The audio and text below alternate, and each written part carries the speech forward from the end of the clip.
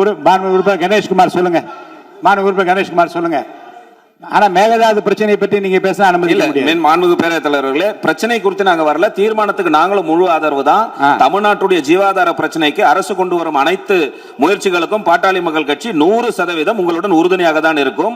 எங்களுடைய கருத்து ஒரே கருத்து என்னவென்றால், அன்னைக்கு அவையில் வரும்பொழுது எங்களுக்கு முழுமையான அந்த விவரங்கள் எங்களுக்கு சரியா தெரியல. அதனாலதான் எங்களால் அன்றைக்கு எதிர்ப்பு தெரிவிக்க முடியல என்பதை இந்த நேரத்தில் பதிவு செய்து கொண்டு, நீங்க அவையினுடைய நடவடிக்கை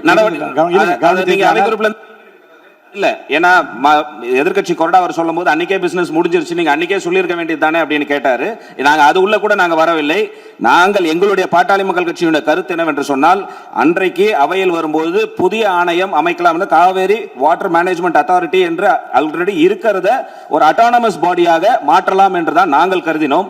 அது அப்படி இல்லாம மேகதாதுவுக்கு என்று தனி ஆணையம் அமைக்கலாம் என்ற அந்த திருத்தத்தை மாண்புமிகு எதிர்க்கட்சி தலைவர் அவர்கள் கொண்டு வந்ததை நாங்கள் அது இந்த அரசின் ஜீவாதாரத்திற்கு எதிராக நாங்கள் பார்க்கிறோம்.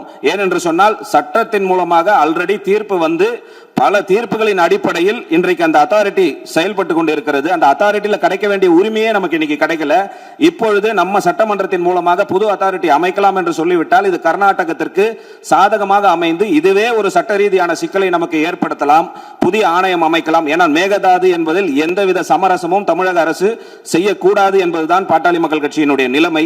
அப்படி சமரசத்திற்கான வழிவகை இந்த ஆணையத்தின் மூலமாக ஏற்பட்டு விடுமோ என்ற ஐயம் பாட்டாளி மக்கள் கட்சிக்கு இருக்கிறது. அதனால்தான் எங்கள் தலைவருடைய அறிவுறுத்தலின்படி இந்த ஆணையம் அமைவதற்கு பாட்டாளி மக்கள் கட்சி திரும்ப பெற வேண்டும். அந்த ஆணையம் என்பதெல்லாம் இல்ல, மேகதாதுவை பொறுத்தவரை எந்த சமரசமும் தமிழக அரசு செய்து கொள்ளக்கூடாது. அங்க கட்டுமானங்கள் ரோவல் ரைபீரியல் ஸ்டேட்ஸ் அனுமதி இல்லாமல் அப்பர் ரைபீரியல் ஸ்டேட்ஸ் தரக்கூடாது என்று உச்சநீதிமன்றத்தினுடைய ஆணை தெளிவாக இருக்கக்கூடிய சூழ்நிலையில் எந்த ஒரு காரணத்தினாலும் அங்க கட்டட பணி நடுவதற்கான அனுமதி இல்லை என்று அமைச்சரே இப்ப தெளிவாக சொல்லிட்டாரு.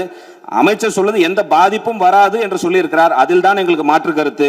நிச்சயமாக இந்த ஆணையம் அமைய பெற்றால் தமிழ்நாட்டிற்கு சட்ட ரீதியான பாதிப்புகள் ஏற்படும். மேகதாது என்ற ஒரு பிரச்சனை எழும். அந்த பிரச்சனை எழுவதற்கே தமிழக அரசு அனுமதிக்க கூடாது என்பதை இந்த அவையில் நான் பதிவு செய்துவிட்டு, பாட்டாளி மக்கள் கட்சி அந்த ஆணையம் அமைப்பதற்கு 100% எதிர்ப்பை பதிவு செய்கிறது என்பதை தெரிவிக்க விரும்புகிறேன்.